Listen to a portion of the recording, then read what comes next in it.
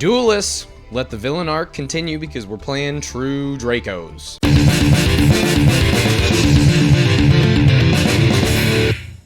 But first, this video is sponsored by no one. So if you like the video, you want to see more like it, hit that like button, subscribe, and hit that ghost bell and Haunted Mansion down below to get notified whenever a new video is up. Now, let's get after it with... yes, true Dracos. Fusion Fest, Synchro Fest, NR Fest, basically all the festivals we've had, Xyz Fest, a real staple, everyone's favorite deck, and metagame menace in those limited contexts. Yeah, true Dracos. We're doing the thing today. There's a bunch of decks to get through, and this is going to be one of them. Not going to lie, kind of actually had fun playing this deck. But let's get into it. So the true Draco / true King metaverse that these cards exist in function off of tribute summoning, and the gimmick is that you can tribute summon a monster utilizing a continuous spell or trap on your field. It doesn't actually even have to be face up, it can be face down. So you can use those as tribute fodder, and all of the spells and traps have triggers where when they are sent from the field to the grave, you can do something. So all the traps destroy monsters, all the spells destroy back row.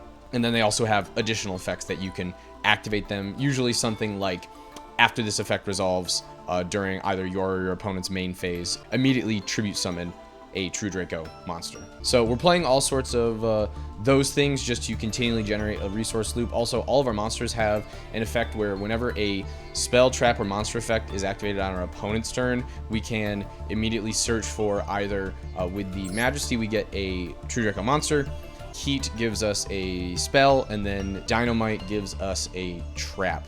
In addition to that, we have our limited to one card here, Dragonic Diagram. This allows us to not only buff all of our Draco Slayers, it also allows us to prevent them from being destroyed by battle once each turn, and also we can destroy something either in our hand or on the field. Now remember, this is going to trigger all of our spell traps, and it will allow us to search for whatever we need, any true Draco or true King card out of our deck. So this is sort of the linchpin to the deck. It's limited to one, but we do have that plus the terraforming. So if we ever get to pull this off, that really kind of makes the rest of the deck hum. A few more other notable inclusions. We have the dualities. We are tribute summoning almost exclusively, so these just help to dig us. Got a couple Into the Voids just to dig us, and Card of Demise is huge since we can set a majority of our hand. In any given hand, we're gonna have only one monster really, so we do our monster summon for the turn, set everything, Card of Demise, draw 3, set a few more, do whatever we need to do, but that's a great way for keeping the pressure up on us.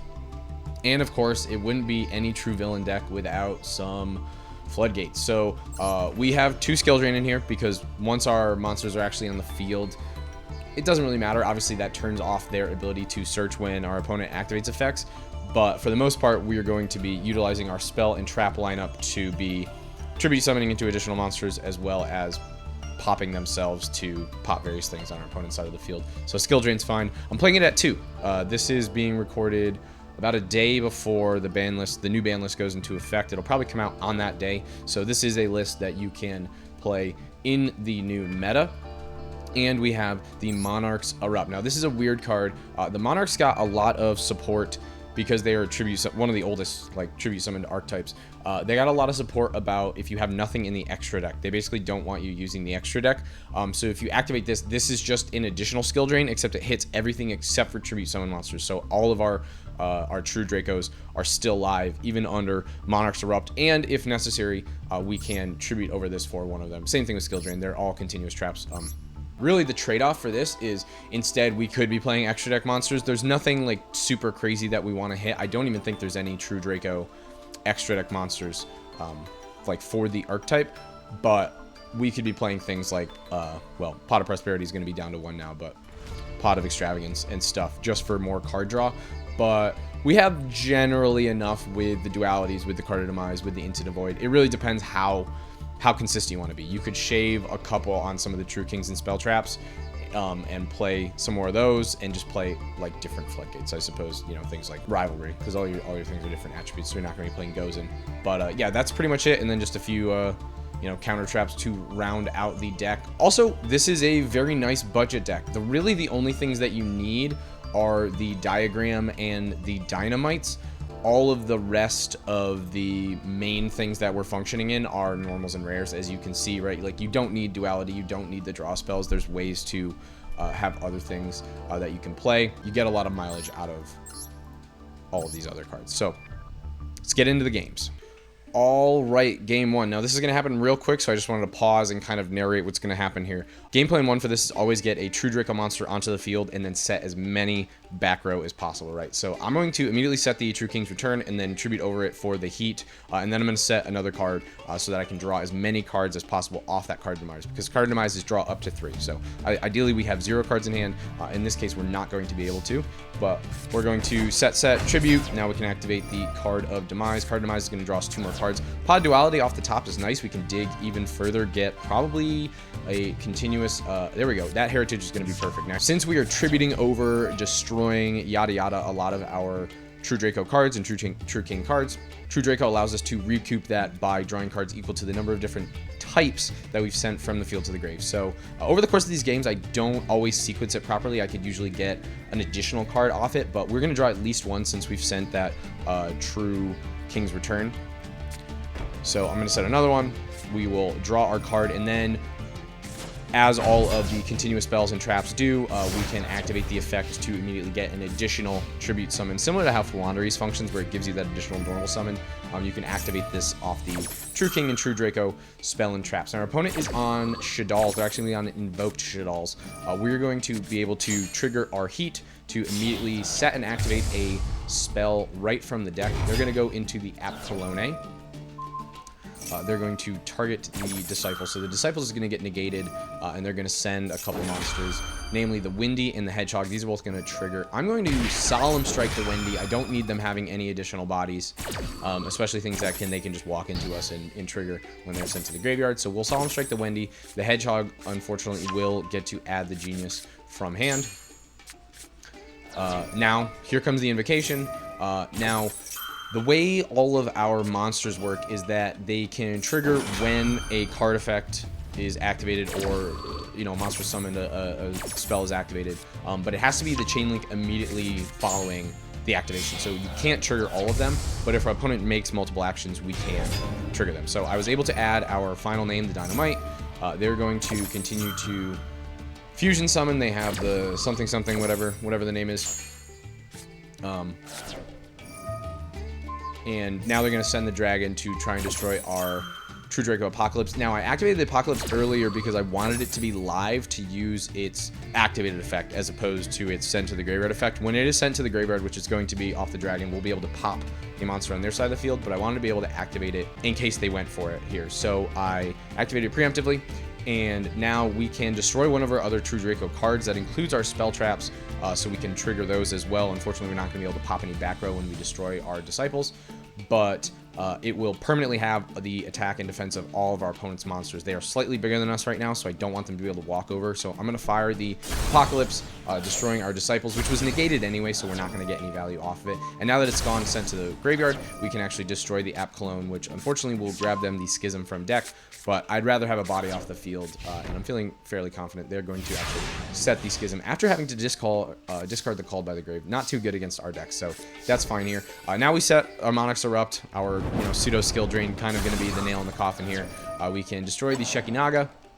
They're going to bring back the Shaddoll Fusion, but they don't have any materials to work with for this, so we're just going to be able to get in there for a bit, and then I'm going to actually elect to tribute over for the Dino Fighter. I want to be able to add more traps from deck to field, as well as it's just slightly larger, so if they do have like a 24, we can still contest it. Our opponent drew, but apparently they didn't draw into what they needed, so we're actually just going to go straight to the battle phase, and that's going to be game.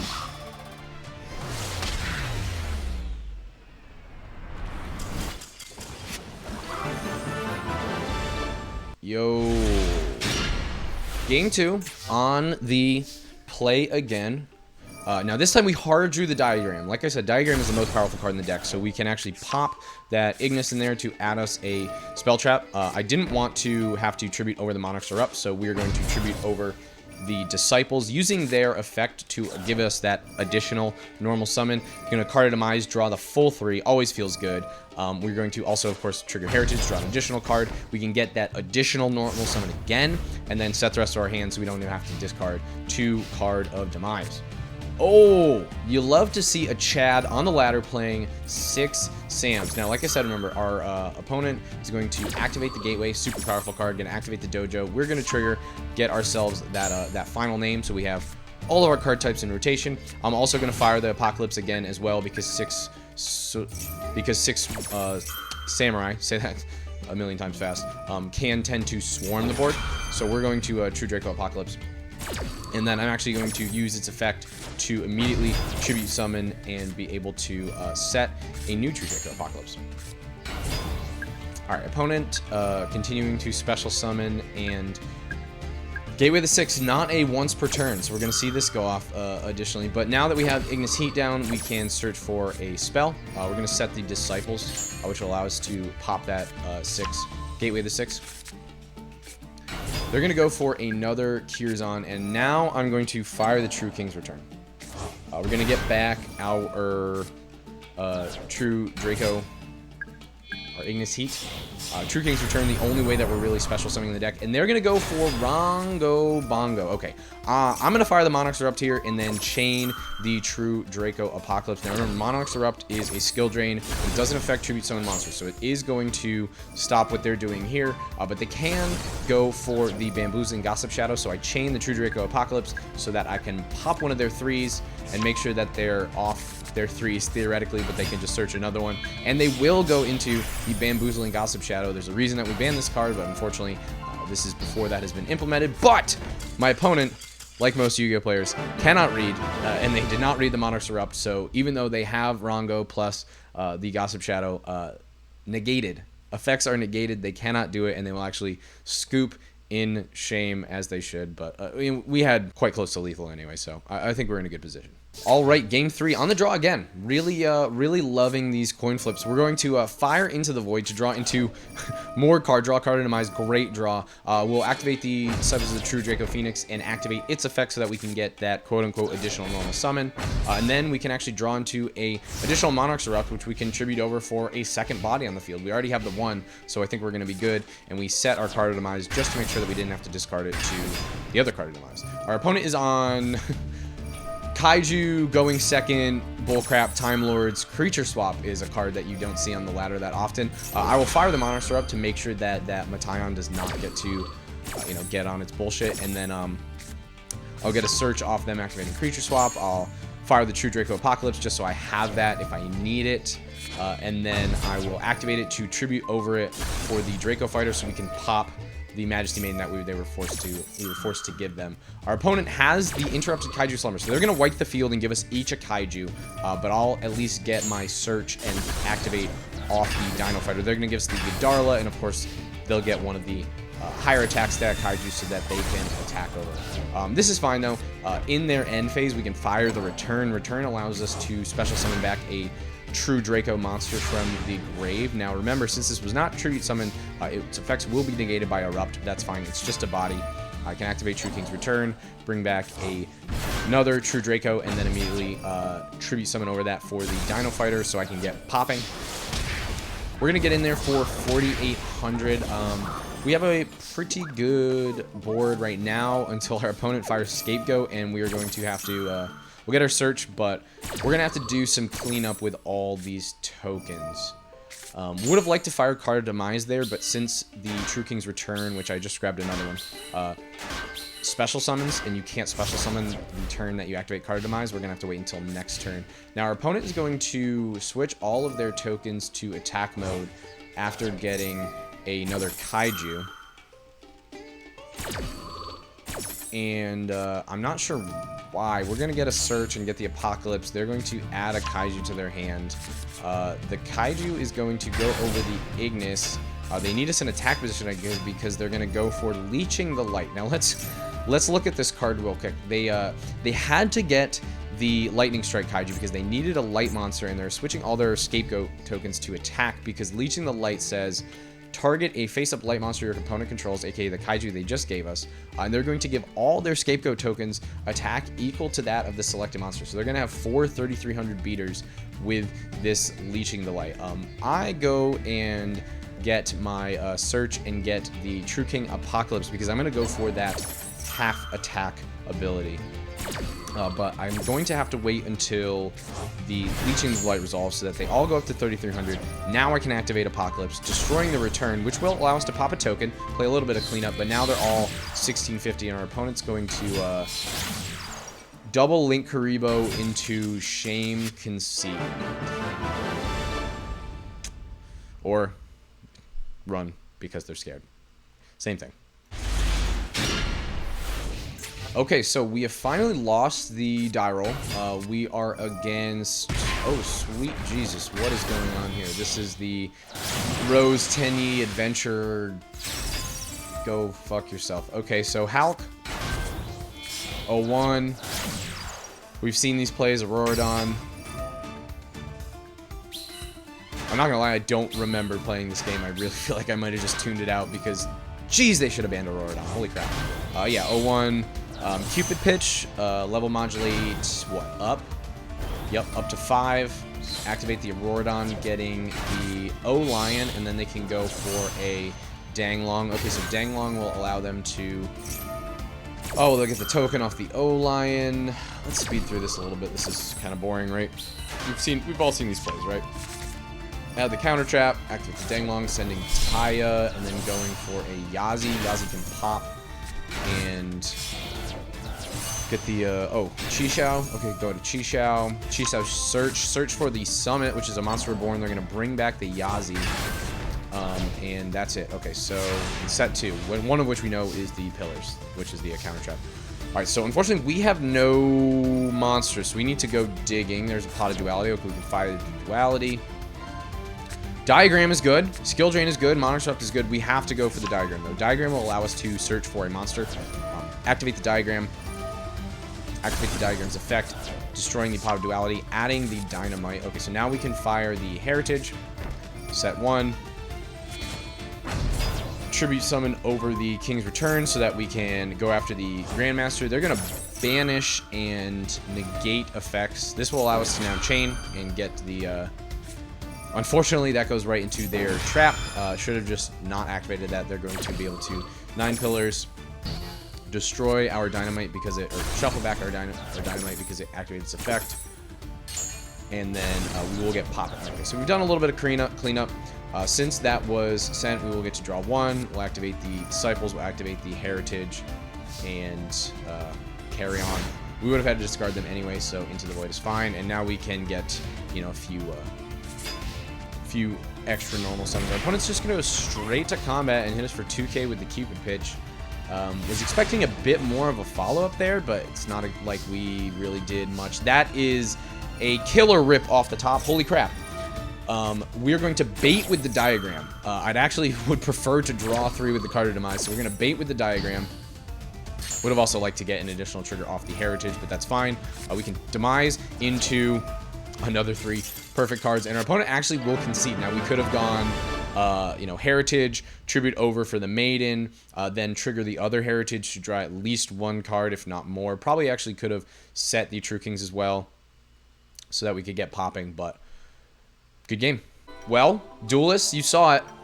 True Draco confirmed better than Halkdon Synchro asshole pile. In all fairness, though, we were playing not in Diamond. We were playing not against top tier decks except for that last one. But I kind of really like the way this deck plays. You know, to be fair, even though people hate on this deck a lot, like, we only had the 1 win for the Monarch Disrupt, Floodgate, Pseudo Skill Drain, whatever, and that was because our opponent was going to Rhongo Bongo us, so I feel no remorse in that regard. I think this deck is not nearly as, like, a villainy as a lot of people say it is, especially when we have decks like Floowandereeze and Eldritch in the format and like much more represented and powerful than this deck. Yeah, I really enjoyed playing with this deck. A few things I really like about this deck, and a a few of the reasons that I would actually recommend this to people is, one, it's not a very difficult deck to play, right? You have a ton of redundancy in what your cards do and what they want to be doing, so the lines are not super disparate. You're generally doing similar things, and since we have so much card draw, you're not going to be bricking a lot like some other decks might be. You can pick it up fairly quickly. It's also super budget, right? You can make this with basically no ultras. You can easily take out these solemns, which there's also a bunch of ultras that you could just play that you get from things like bundles or like just the new player experience. So, you know, if you have the one imperm, just play the one imperm. If you have the one judgment, just play the one judgment, that sort of stuff. You don't need terraforming, although it's pretty crucial just to have like a second source of diagram, because diagram gets so many of the plays going. I mean, you can even cut the skill drains if you don't want to play that. Like, really the only supers you need are the diagram and the dynamite fighter. All the rest is just preferred card draw, but like I said, you can cut the Monarch's Erupt and play an extra deck if you want a little bit more versatility, and then that opens up things like Pot of Extrav and Pot of Prosperity, even though that's only to 1 now. So, true Dracos, kind of like it.